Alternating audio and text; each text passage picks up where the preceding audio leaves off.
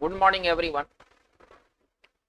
आप सभी का हमारे चैनल यूएस वर्चुअल कैंपस में स्वागत है। बच्चों, आज की इस वीडियो सेशन में हम लोग कुछ डिफरेंट टॉपिक लेके चलने वाले हैं। अब तक हम लोग व्हाट्स आर इम्पोर्टेंट एससी हार्डवी करते आ रहे थे। आज की इस इम्पोर्टेंट वीडियो सेशन में हम लोग इडियम्स को देखेंगे और इडियम्स से जुड़े हुए कुछ इंपॉर्टेंट क्वेश्चंस को देखेंगे। ये क्वेश्चंस बार बार पूछे गए हैं। ये इडियम से रिलेटेड सवाल हर एग्जाम में एक बार नहीं कई बार पूछे गए हैं। तो आज की इस वीडियो सेशन में हम लोग टोटल 30 इडियम्स को देखेंगे जो कि आपके आगे आने वाले एग्जाम्स के लिए बहुत इंपॉर्टेंट होंगे। तो चलिए बिना समय गंवाए हम लोग अपने इस सेशन की शुरुआत करते हैं। हमारा जो फर्स्ट जो इडियम है वो कह क्या रहा है, इन द ऑफिंग। इन द ऑफिंग का आपको अर्थ चुनना है, ठीक है ना। इन द ऑफिंग एक इडियम है। अगर इसको सरल भाषा में कहें तो आपके साथ क्या ऑप्शन होना चाहिए। आपकी स्क्रीन के ऊपर 4 ऑप्शंस नजर आ रहे हैं।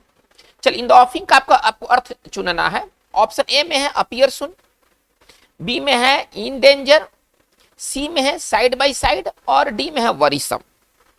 आप पहले अटेम्प्ट लीजिए, इसके बाद फिर हम बात करेंगे। सबसे पहले मौका आपको मिलना चाहिए। इन द ऑफिंग का आपको अर्थ बताना है। फर्स्ट ऑप्शन में है अपीयर सुन, हिंदी आप ही को निकालना है, मतलब अति शीघ्र होना। बी में है इन डेंजर, खतरे में। चलिए, सी में है साइड बाय साइड, किनारे से, और डी में है वरीसम, चिंताजनक। तो इसमें आपको अर्थ लेके चलना है। इन द ऑफिंग का क्या अर्थ होना चाहिए। चलिए, अगर आपने आंसर हल कर लिया है तो इसका राइट आंसर होना चाहिए, हम आंसर की तो पहले बाद में बात करेंगे, पहले इन द ऑफिंग का अर्थ समझते हैं। इन द ऑफिंग एक इडियम है जिसका मतलब होता है शीघ्र घटित होने वाला, अति शीघ्र होने वाला, ठीक है ना। तो इसका अगर सिंपल अगर हिंदी कहा जाए तो इसका हिंदी होगा अति शीघ्र, ठीक है ना, अति शीघ्र होने वाला। यदि कोई चीज यदि इन द ऑफिंग में है तो वो जल्दी होगा, अति शीघ्र होगा। अगर इस अर्थ को अगर हम समझते हैं तो इसका राइट आंसर हमें क्या दिखाई दे रहा है। इसका राइट आंसर हमें ए दिखाई दे रहा है, यानी हमारा 1 का राइट आंसर जो होगा वो ए होगा। चलिए, क्वेश्चन नंबर 2 क्या कहता है, throw a spanner. Throw a spanner, यहां पर बात को आप आगे बढ़ा सकते हैं इन the works. In the works, लेकिन ये नहीं भी हो सकता है, ऐसा जरूरी नहीं कि इन द वर्क्स हो ही, लेकिन क्वेश्चन में ये आ भी सकता है। चलिए, आप केवल इतना इडियम पर केवल विचार करें, थ्रो ए स्पैनर, ठीक है। चलिए, ऑप्शंस क्या क्या आपको नजर आ रहे हैं आपकी स्क्रीन के ऊपर, सैबोटेज, बोस्टिंग, डिसइंटरेस्टेड और रेवरी। चलिए, पहले इसका आंसर फटाफट खोजने की कोशिश कीजिए। Throw a spanner in the works का राइट आंसर क्या होना चाहिए, सैबोटेज, बोस्टिंग, डिसइंटरेस्टेड और रेवरी। चलिए बच्चों, अगर आपने हल कर लिया है थ्रो ए स्पैनर का, अगर आपने राइट आंसर अगर बना लिया है तो पहले थ्रो ए स्पैनर का पहले अर्थ समझते हैं। देखिए, स्पैनर क्या होता है, रिंच होता है, ठीक है ना। चलिए, रिंच होता है जिससे हम कोई चीज खोलते हैं। अब आप इसको कारखाना में, इस वर्क्स का मतलब यहाँ कारखाना का सेंस है, ठीक है ना। वर्क्स का मतलब कारखाना है। अगर आप किसी कारखाने में रिंच फेंक दे, इसका मतलब क्या है कि आपने जो आपको काम करना था, ठीक है ना, आपने उसको होने नहीं दिया, आपने एक किसी प्लान को चौपट कर दिया। तो थ्रो स्पैनर का हिंदी क्या होता है, अगर सिंपल अगर हिंदी कहें, बर्बाद करना, बर्बाद करना, चौपट करना, ठीक है ना, बर्बाद करना, चौपट करना, किसी योजना को बिगाड़ देना, योजना सफल नहीं होने देना, योजना सफल नहीं होने देना, सफल नहीं होने देना। चलिए, अब अगर इस अर्थ को समझते हैं, ठीक है ना, तो थ्रो स्पैनर का राइट साइन आप लोगों ने क्या पाया है, इसका राइट आंसर सैबोटेज होना चाहिए। सैबोटेज का मतलब होता है तोड़फोड़ करना। अब यहाँ पर जो हमारे पास जो विकल्प दिया गया है, इसमें सबसे जो नजदीकी विकल्प है वो सैबोटेज है। हालांकि इसके और सिनोनिम्स हो सकते हैं, जैसे रूइन, जैसे डिस्ट्रॉय। देखिए, इसके सिनोनिम्स और क्या क्या हो सकते हैं, जैसे हो सकता है अपसेट ए प्लान, अपसेट ए प्लान, इसके ये भी सिनोनिम्स हो सकते हैं। मतलब सैबोटेज ना कहकर हम रूइन भी कह सकते हैं, डिस्ट्रॉय भी कह सकते हैं, अपसेट ए प्लान भी कह सकते हैं। तो हमारे पास जो ऑप्शन जो सबसे नजदीकी ऑप्शन है वो 2 का राइट आंसर ए होना चाहिए। 2 का हमारा राइट क्या आंसर होगा, 2 का राइट आंसर हमारा ए होगा। चलिए, क्वेश्चन नंबर 3 की ओर मूव करते हैं। कह रहे क्या, pass the buck, pass the buck, pass the buck बहुत ही चर्चित ये इडियम है। आप न्यूज़पेपर पढ़ेंगे या आप कुछ न्यूज भी सुनेंगे तो कहने का मतलब है कि पास द बक आपको मिलने वाला है। देखिए बक का क्या मतलब होता है, बक के कई अर्थ होते हैं। मनी को भी बक कहते हैं, पहले आप ऐसे समझिए, मनी को भी बक कहते हैं। एक मतलब मेल डियर या रैबिट, मेल डियर आप ऐसे समझिए, मेल डियर या रैबिट को भी हम बक कहते हैं। तो बक का कई मतलब है, ये बहुत ही चर्चित ये मतलब इडियम है। चलिए अब इसका ऑप्शन क्या क्या आपके सामने है, analyse the problem, ready to resign, pay a bribe और ब्लेम। चलिए पहले आप इसको पहले हल करने की कोशिश कीजिए, पास द बक। चार ऑप्शंस आपको दिए गए हैं, analyse the problem, ready to resign, pay a bribe और ब्लेम। चलिए अगर आपने इसका आंसर अगर पा लिया है तो इसका राइट आंसर होना चाहिए ब्लेम, ठीक है ना, आरोप लगाना, किसी के ऊपर जिम्मेदारी मढ़ देना। पास द बक का मतलब क्या होता है, अगर पास द बक का अगर हम अर्थ कहें तो इसका अर्थ होता है आरोप लगाना, आरोप लगाना। देखिए इसका ना तो पैसा से मतलब है, बक अगर केवल होता तो इसका मतलब पैसा से होता। अच्छा चाहे चाहे मेल डियर या रैबिट से होता है, लेकिन इडियम का एक अलग अर्थ होता है। हम अलग अलग करके अर्थ नहीं निकालते हैं। अब ऐसा नहीं कि पैसा पास कर देना या मेल डियर को पास करना, ये इसका अर्थ नहीं होगा। जब इडियम ये बनता है ना तो इसका अर्थ एकदम अलग हो जाता है। तो पास द बक का मतलब क्या होता है, आरोप लगाना या जिम्मेदारी है ना कहीं सरका देना। ए भाई ये तुम्हारा काम है, ये मेरा काम नहीं है, जिम्मेदारी सरका देना। आप ऐसे समझिए, जिम्मेदारी सरका देना, सरल भाषा में कहें तो जिम्मेदारी सरका देना। चलिए इसका मतलब है कि राइट आंसर हमारा जो चॉइस में जो दिया गया है ना, उसमें जो राइट आंसर होना चाहिए वो ब्लेम होना चाहिए। 3 का राइट आंसर हमारा क्या बनेगा, 3 का राइट आंसर हमारा डी होगा। आइए चलिए करेगा वे, इसको पढ़ेंगे वे, वे एंकर, वे एंकर। एंकर क्या होता है पहले आप ऐसे समझे।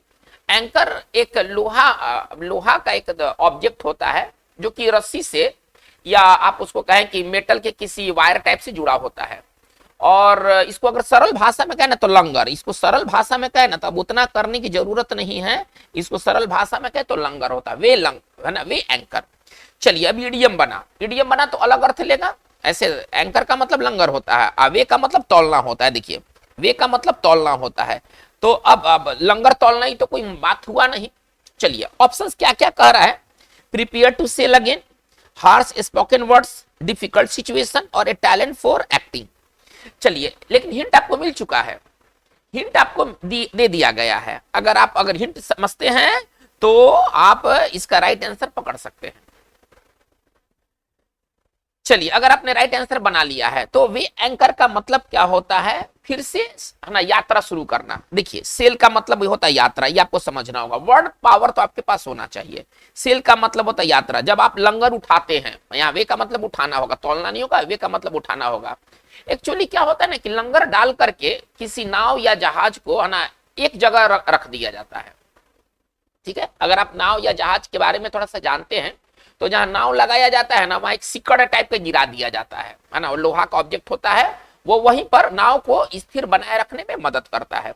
लेकिन जब आप उसको उठाते हैं इसका मतलब क्या है कि अब आप नाव से यात्रा या जहाज से यात्रा शुरू कर देते हैं। तो बच्चों इसका राइट आंसर होना चाहिए प्रिपेयर टू सेल अगेन, क्योंकि अब सेल का मतलब यात्रा करना, क्योंकि यात्रा को छोड़ करके है ना, सेल को छोड़ करके बाकी कोई भी जो ऑप्शन है ऐसा बात नहीं कह रहा है।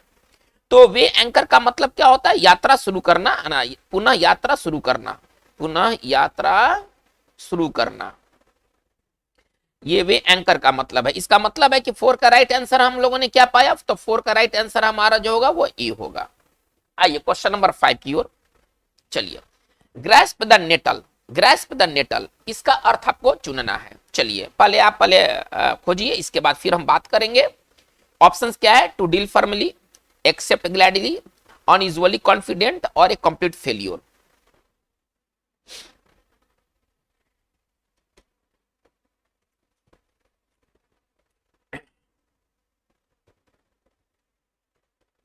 चलिए अगर आपने बना लिया है ग्रास्प द नेटल, अगर आपने कर लिया है तो चलिए इसका राइट आंसर होना चाहिए है ना, ए होना चाहिए, राइट आंसर ए होना चाहिए। 5 का राइट आंसर ए होगा। देखिए ग्रास्प द नेटल, पहले नेटल क्या होता है पहले हम इसको समझते हैं। नेटल का मतलब, नेटल क्या है ना, एक जंगली पौधा है, कांटेदार पौधा है, आप इसको समझिए, छुइएगा तो उसका पत्ती कांटेदार है, छुइएगा तो कांटा लगेगा आपको।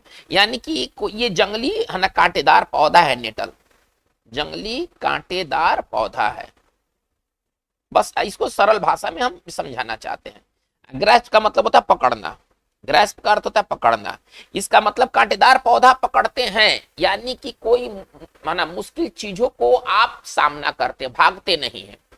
किसी मुश्किल भरे चीजों का आप सामना करते, कठिनाई का आप सामना करते। ग्रैस्प द नेटल का मतलब अगर सरल भाषा में कहें तो कठिनाई से निपटना, कठिनाई से निपटना। चलिए अब यही ऑप्शन आपका एक आ रहा है, डील फर्मली, किसी चीज को मजबूती से निपटना जो होता है वो ग्रैस्प द नेटल होता है। आप कांटेदार पौधे को पकड़ते हैं, इसका मतलब है कि आप किसी मुसीबत को, कठिनाई से भरे स्थिति का आप सामना करते, भागते नहीं हैं। चलिए बाकी कोई इसमें ऑप्शन वैसा नहीं है जो ये बात कहे, तो 5 का राइट आंसर हमारा ई होगा। आइए क्वेश्चन नंबर 6 में करेंगे the alpha and the omega, alpha and the omega. चलिए ऑप्शंस क्या क्या है, happy and sad, truth and dare, the love and the hatred, the beginning and the end. चलिए इसको फटाफट बनाइए आप, आसान है। Alpha, the alpha and omega, ये इडियम आसान इडियम है।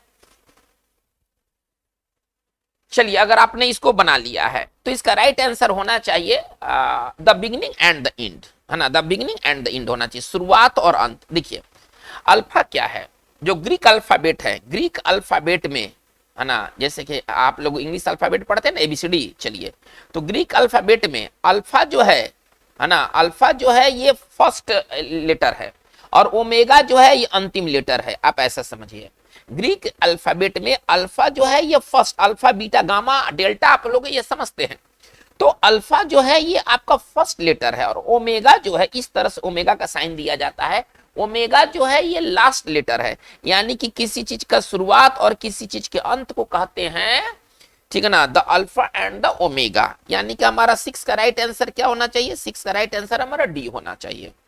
आइए 7 नंबर में कह रहे क्या, थ्रो इन द स्पॉन्ज, ठीक है ना, थ्रो इन द स्पॉन्ज का राइट अर्थ क्या होगा। चलिए ऑप्शंस क्या क्या कर रहा है, to surrender, to attack, to talk loudly, to laugh at someone.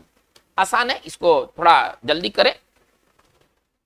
Throw in the sponge, 4 options आपके सामने हैं, आत्मसमर्पण करना, सरेंडर, अटैक करना, हमला करना, टॉक लाउडली, जोर जोर से बात करना, और लाफ एट समवन, किसी के ऊपर हंसना। इसका राइट आंसर बच्चों होना चाहिए सरेंडर, है ना, आत्मसमर्पण कर देना, हार मान लेना, ठीक है ना। ये थ्रो इन द स्पॉन्ज का मतलब क्या होता है, हार मानना, हार, सॉरी, इसका जो राइट आंसर होता है वो होता है हार मानना, ठीक है ना। चलिए हार मानने के लिए एक और इडियम है, बहुत फेमस इडियम है, वो इसी तरह से एक इडियम है, थ्रो इन द टॉवेल। थोड़ा ध्यान दिया जाए, ये बॉक्सिंग में ऐसा होता है, जब खिलाड़ी जब अब ट्राई नहीं करना चाहते हैं या हार मान लेते हैं ना, तो देखिएगा बॉक्सर क्या होते हैं ना, अपने ऊपर टॉवेल पहनते हैं, यहाँ का ना गर्दन पर टॉवेल रखते हैं। इडियम्स क्या कहता है कि जब आप टॉवेल फेंक देते हैं, यानी कि अब आप बॉक्सिंग नहीं लड़ेंगे, आपने हार मान लिया है। तो थ्रो इन द स्पॉन्ज इससे ज्यादा इंपॉर्टेंट है throw in the towel. Throw in the towel का भी अर्थ होता है हार मानना या ट्राई नहीं करना, ये बॉक्सिंग में ज्यादा ऐसा होता है। तो थ्रो इन द टॉवेल का भी साइन हो जाएगा सरेंडर। यानी कि हमारा 7 का राइट आंसर क्या बनेगा, हमारा 7 का राइट आंसर ए होगा। आइएगा स्पीक एंड स्पैन, चलिए इसको थोड़ा सा जल्दी जल्दी किया जाए, आसान है ये idiom. Dark and light, neat and clean, high and low, happy and sad, ये पेयर में है speak and span. Dark and light इसका ऑप्शन होगा, या नीट एंड क्लीन होगा, या हाई एंड लो होगा, या हैप्पी एंड सैड होगा। फटाफट चलिए अगर आपने डील कर लिया है तो इसका राइट आंसर होना चाहिए नीट एंड क्लीन, साफ सुथरा। स्पीक एंड स्पैन का मतलब क्या होता है, जैसे हिंदी में होता है एक शब्द पेयर में हम लोग लिखते हैं साफ सुथरा, तो वैसे अंग्रेजी में होता है स्पीक एंड स्पैन। इसका मतलब है कि राइट आंसर हमारा 8 का राइट आंसर क्या होना चाहिए, बी होना चाहिए। आइए क्वेश्चन नंबर 9 में कह रहे क्या, ड्रा द लॉन्ग बो, है ना, ड्रा द लॉन्ग बो। चलिए अब इसका चॉइस क्या है, राइट चॉइस क्या है, राइट अर्थ क्या है, to underrate, to exaggerate, to demarcate, to nullify.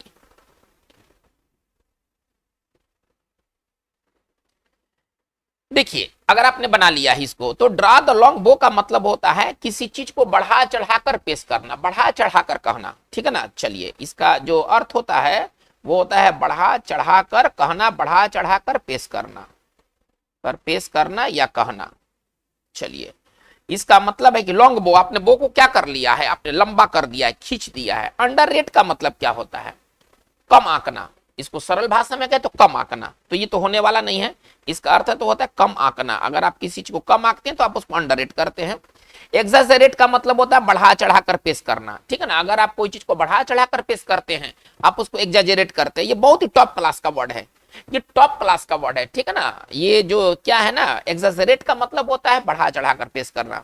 इसका सरल शब्दों में सिनोनिम्स कहें तो मैग्नीफाई, अगर सरल शब्दों में सिनोनिम्स कहें तो मैग्नीफाई। मैग्नीफाई देखते हैं, मैग्नीफाइंग ग्लास होता है, फिजिक्स में पढ़ना है, छोटा चीज को बड़ा कर देता है, तो इसका एक और सरल सिनोनिम्स है मैग्नीफाई। अगर आप कोई चीज को मैग्नीफाई करते हैं तो बढ़ा करके दिखलाते हैं।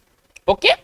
डिमार्केट, डिमार्केट का मतलब क्या होता है ना, रेखा खींचना, सीमा रेखा खींचना है ना। बॉर्डर पर क्या होता है, बॉर्डर को ना डिमार्केट किया जाता है, सीमा रेखा खींचना या रेखा खींचना, आप ऐसा भी कह सकते हैं। और नलीफाई का मतलब होता है शून्य कर देना, किसी चीज को एकदम शून्य कर देना, जीरो कर देना, शून्य कर देना। इसका मतलब है कि हमारा राइट आंसर क्या होना चाहिए, 9 का राइट आंसर हमारा बी होना चाहिए, नहीं 9 का राइट आंसर हमारा बी होना चाहिए। आइए क्वेश्चन नंबर 10 में करेंगे kick the bucket. Kick the bucket का मतलब क्या होता है, चलिए ऑप्शन आपके सामने क्या क्या है, to die, to meet with an accident, to delay a little longer और लूज टेम्पर। चलिए जल्दी जल्दी फटाफट कीजिए।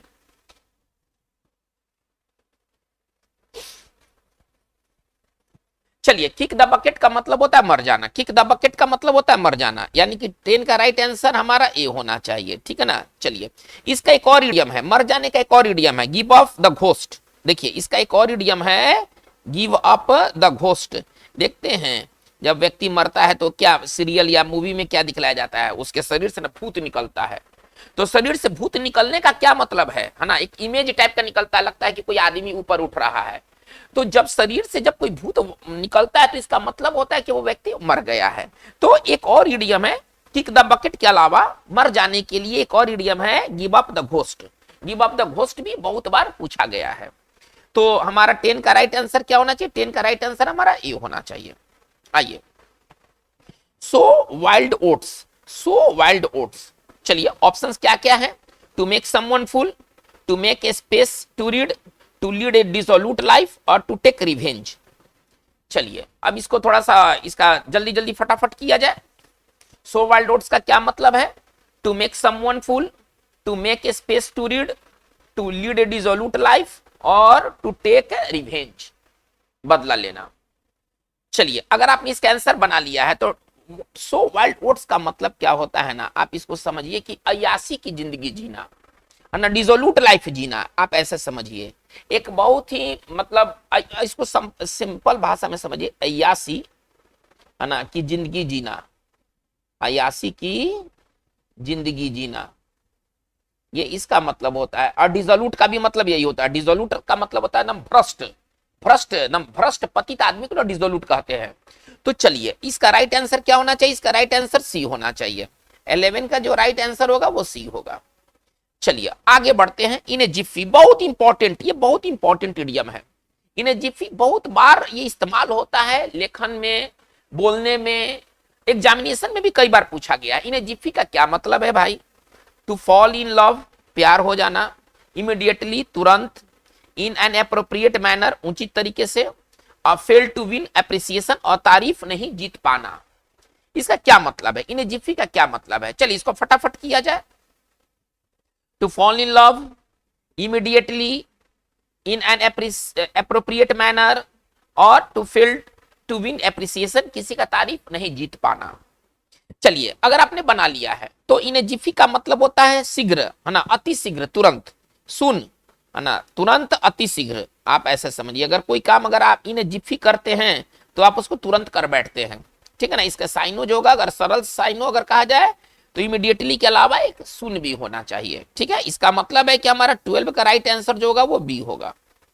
आइए क्वेश्चन नंबर 13 में कह रहा है क्या, the thin end of the wedge, the thin end of the wedge. चलिए इसका ऑप्शन आपको चुनना है, not a worthy position, be aware of trick, in strict vigilance, start of harmful development. चलिए इसको फटाफट किया जाए। करेंगे the thin end of the wedge. देखिए the thin end of the wedge का मतलब क्या होता है, पहले वेज को समझते हैं। वेज क्या होता है ना कि वी आकार का एक लकड़ी का बना हुआ या लोहे का बना हुआ कोई चीज होता है, ठीक है ना, जो दो चीजों को मतलब अलग अलग करता है। मान लीजिए दो चीज है, अब वी आकार का कोई लकड़ी का यहाँ टुकड़ा अगर हम रख देते हैं, है ना, तो ये दोनों चीज क्या हो जाएंगे, अलग अलग हो जाएंगे, ठीक है ना। फंसा दिया जाता है, तो वी आकार क्यों बनाया जाता है, फंसाने के लिए। यहाँ फंस जाएगा तो ये दोनों अलग हो जाएंगे। अब कह रहे हैं क्या, the thin edge of the thin end of the wedge. तो यह मतलब पेंच वगैरह से नहीं है, इसका मतलब है कि किसी खराब समस्या का, किसी कठिनाई का शुरुआती चीज, है ना, थिन एज है, पतला है, अभी तो मोटा ना बाकी है, अभी तो आगे आपको पतला दिखाई दे रहा है, अभी तो मोटा आना बाकी है। इसका मतलब है कि स्टार्ट ऑफ हार्मफुल डेवलपमेंट, इसका सही सिनोनिम्स होना चाहिए, इसका सही आंसर होना चाहिए। 13 का आंसर होगा डी। तो इसका हिंदी हमने क्या निकाला, the thin end of the wedge का क्या अर्थ है ना, समस्या का शुरुआत होना, समस्या का शुरुआत होना।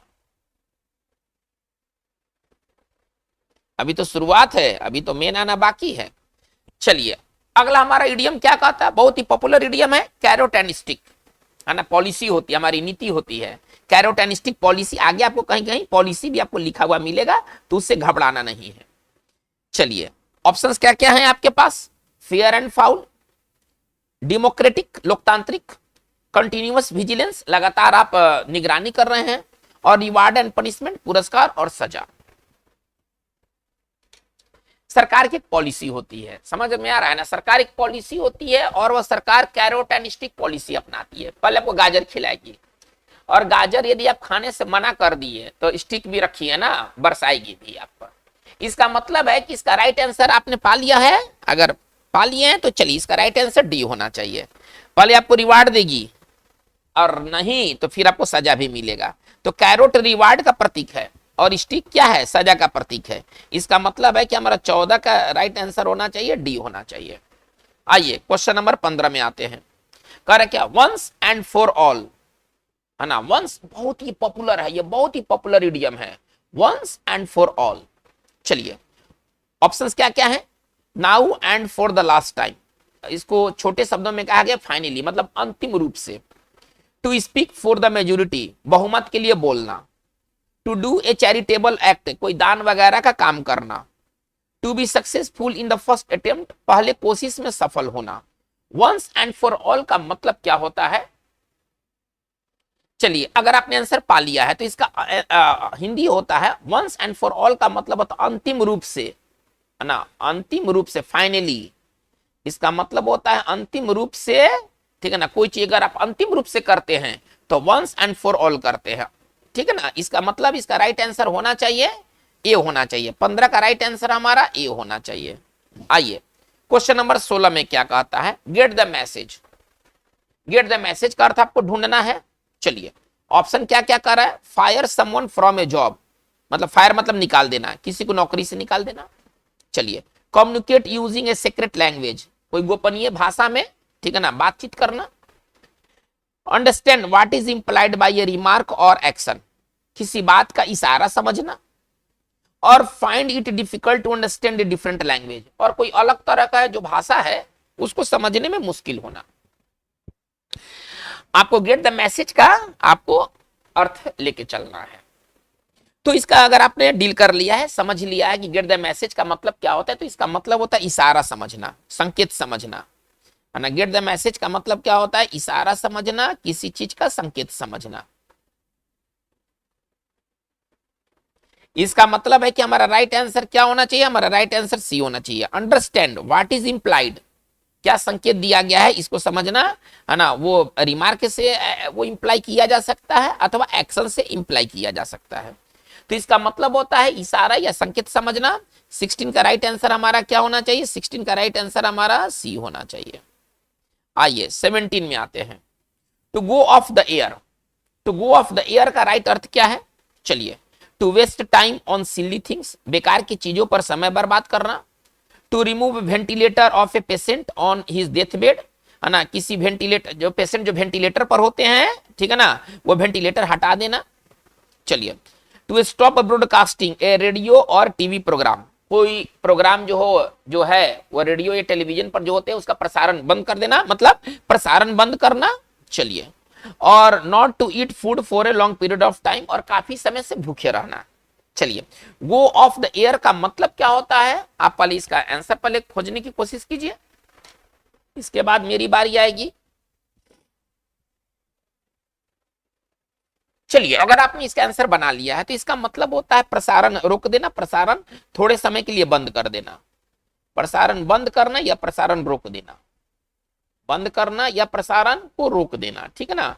किसी चीज के प्रसारण को जो टेलीविजन या रेडियो पर दिखाए जाते हैं उसके प्रसारण को बंद कर देना या थोड़े समय के लिए रोक देना, ये होता है गो ऑफ द एयर, ठीक है। इसका मतलब है कि हमारा राइट आंसर सी होना चाहिए, 17 का राइट आंसर सी होना चाहिए।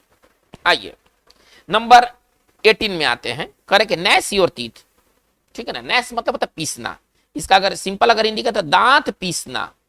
आदमी दांत कब पीसता है, इस तरह से कब पीसता है, जब वो अत्यंत क्रोध में होता है, क्रोध दिखलाता है, वो दांत पीसता है मतलब वो क्रोध दिखलाता है। चलिए, आंसर तो आपको मिल गया है।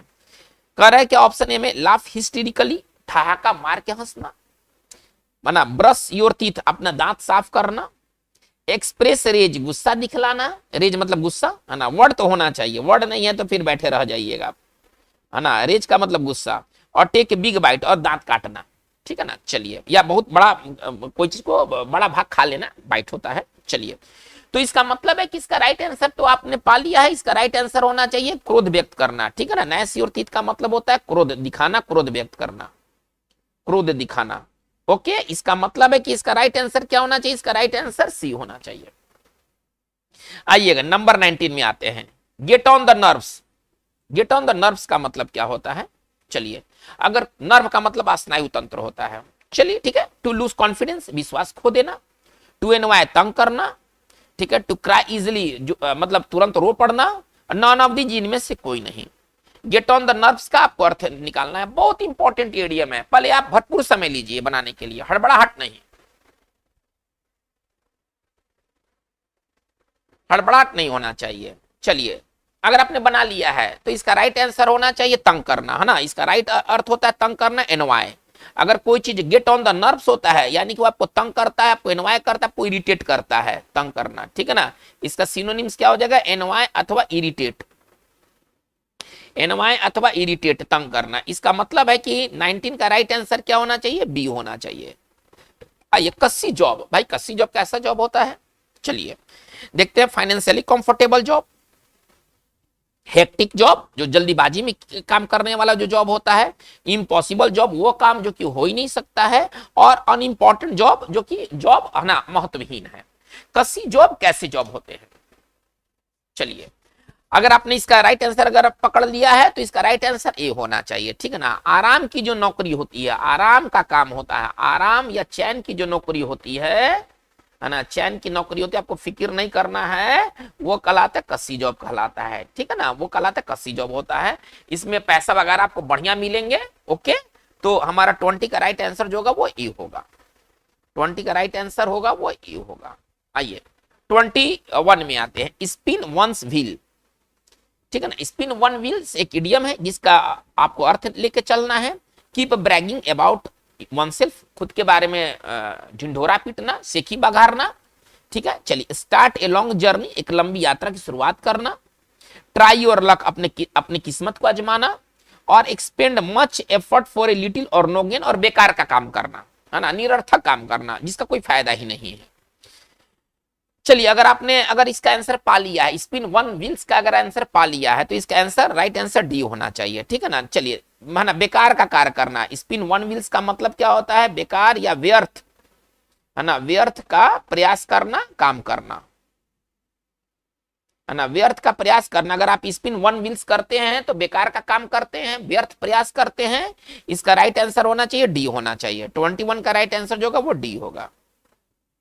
चलिए, आउट ऑफ द वुड्स, बहुत अच्छा ये इडियम है, ये कई बार पूछा गया है। चलिए, ऑप्शन क्या क्या है, no longer famous, no longer मतलब अब नहीं, चलिए इन चारों का अर्थ मैंने दे दिया, अब नहीं, कोई चीज अब नहीं है जो पहले था, ठीक है। नो लॉन्गर फेमस, अब फेमस नहीं है। नो लॉन्गर यंग, अब जवान नहीं है। नो लॉन्गर इन ट्रबल, अब कठिनाई में नहीं है। और नो लॉन्गर इन साइट, अब नजर नहीं आ रहा है, ठीक है। चलिए, आउट ऑफ द वुड्स का मतलब आप निकालिए। चलिए, अगर आपने इसका आंसर पकड़ लिया है तो आउट ऑफ द वुड्स का मतलब होता है संकट से बाहर। आउट ऑफ द वुड्स का मतलब क्या होता है? वुड्स मतलब वैसे जंगल होता है। आउट ऑफ द वुड्स एक इडियम बना जिसका मतलब होता है संकट से बाहर। यानी कि जब आप संकट से बाहर आते हैं तो आप आउट ऑफ द वुड्स करते हैं। इसका मतलब है no longer in trouble. Okay, no longer in trouble, इसका मतलब है कि 22 का आंसर क्या होगा? 22 का आंसर हमारा सी होगा। आइएगा 23 में, कह रहे कि pull yourself together. Pull yourself together, चलिए ऑप्शंस क्या क्या कर रहा है? डू ए गुड जॉब, अच्छा काम करना। काम डाउन, शांत रहना, नियंत्रण में रखना। चलिए, गो टू स्लीप, सोने चले जाना। और ट्राई टू अंडरस्टैंड, और किसी चीज को समझना। चलिए, इसका राइट आंसर आपको खोजना है पुल योरसेल्फ टुगेदर। चलिए बच्चों, अगर आपने बना लिया है तो इसका राइट आंसर होना चाहिए बी होना चाहिए, ठीक है ना। 23 का राइट आंसर बी होना चाहिए। देखिए, पुल योरसेल्फ टुगेदर का मतलब क्या होता है? खुद को संभालना, है ना, नियंत्रण में रखना, फिर से कंट्रोल को गेन करना, है ना। टू गेन द कंट्रोल, आप इसको ऐसे समझिए, टू गेन, इसको सरल भाषा में कहें तो टू गेन द कंट्रोल, ठीक है ना। मतलब इसको सरल भाषा में अगर हिंदी में कहें तो स्वयं को संभालना, स्वयं को संभालना। इसको अगर सरल भाषा में कहें तो इसका हिंदी होगा स्वयं को संभालना। इसका मतलब जो सबसे नजदीकी जो हमारा जो ऑप्शन है वो हमारा बी है। जो सबसे नजदीकी ऑप्शन है वो हमारा बी है, यानी कि 23 का राइट आंसर हमारा बी होना चाहिए। आइए, बटरफ्लाई इन द स्टोमिक, पेट में तितली चला गया है भाई। अब इसका क्या मतलब होता है? Being nervous, being excited, being hungry, being angry, है ना। नर्वस होना, नर्वस आ जाना जिसको हम लोग कहते हैं अपने भाषा में। एक्साइटेड, उत्तेजित होना। हंग्री मतलब होता है मतलब भूखा होना। और एंग्री मतलब होता है क्रोधित होना। चलिए, तो बटरफ्लाई इन द स्टोमिक का मतलब होता है ना, मतलब नर्वस होना। इसका सिंपल हिंदी कहें तो हताश हो जाना, नर्वस होना, ठीक है ना। इसका मतलब है कि 24 का राइट आंसर हमारा ए होना चाहिए। नर्वस होना, नर्वस मतलब नर्वस, नर्वस होना। इसका सरल भाषा में आप ऐसे समझिए, ठीक है ना। चलिए 25 में आते हैं, करे क्या? As the crow flies, as the crow flies, है ना। अब देखिए, करे क्या? इसका ऑप्शन बहुत थोड़ा सा अगर कॉमन सेंस रखिएगा तो इसके आंसर पर पा सकते हैं। एज द क्रो फ्लाइज का मतलब क्या है? टू वंडर इन जंगल्स, जंगल में भटकना। इन ए स्ट्रेट लाइन, एकदम सीधी रेखा में, नाक के एकदम सीधे सोज। इन ए राउंड अबाउट वे, घुमा फिरा करके। और to travel to a foreign land, और विदेश में घूमना। एज द क्रो फ्लाइज बहुत ही अच्छा इडियम है। पहले आप इसे पहले हल करने की कोशिश करें।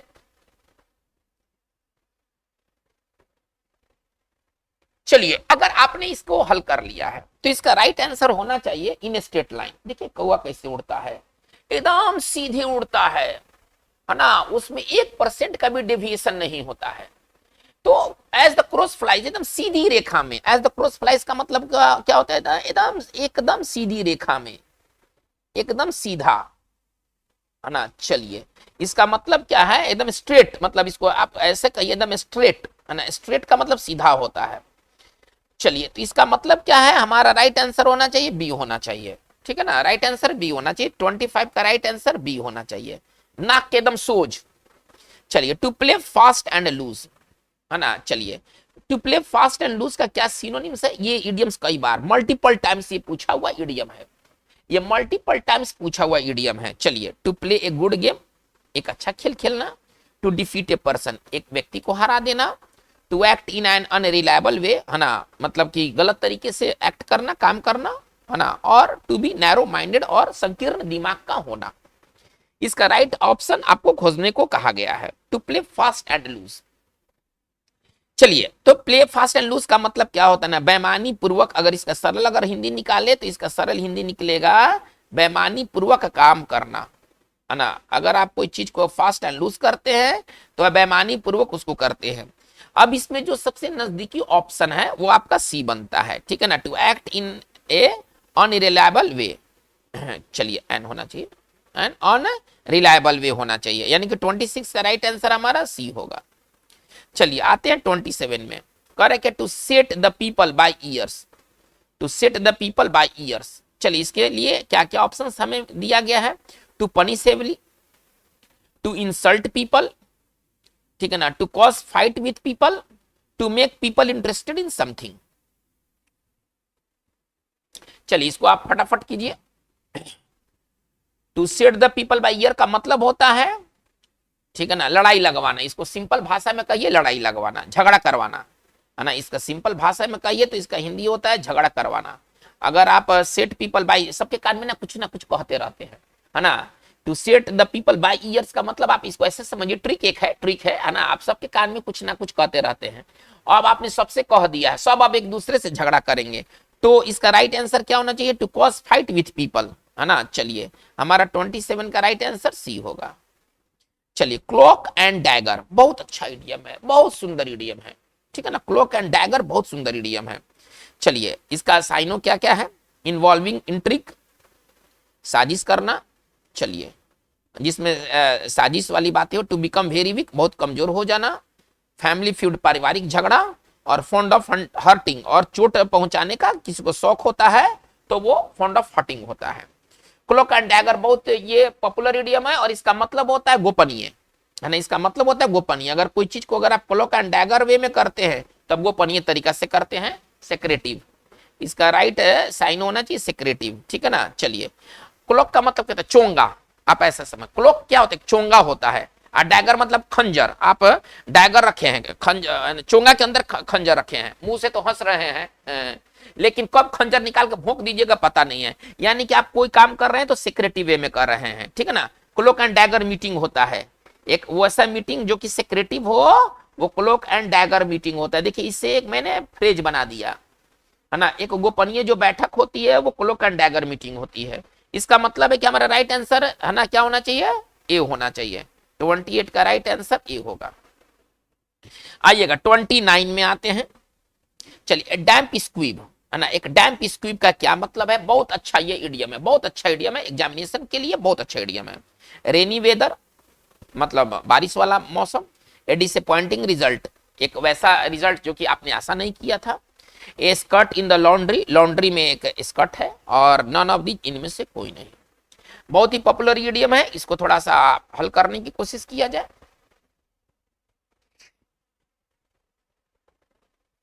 चलिए अगर आपने बना लिया है तो इसका राइट आंसर, चलिए अब हम लोग खोजते हैं। स्क्वीब का मतलब क्या होता है, छोटा पटाखा, छोटा पटाखा को स्क्वीब कहते हैं।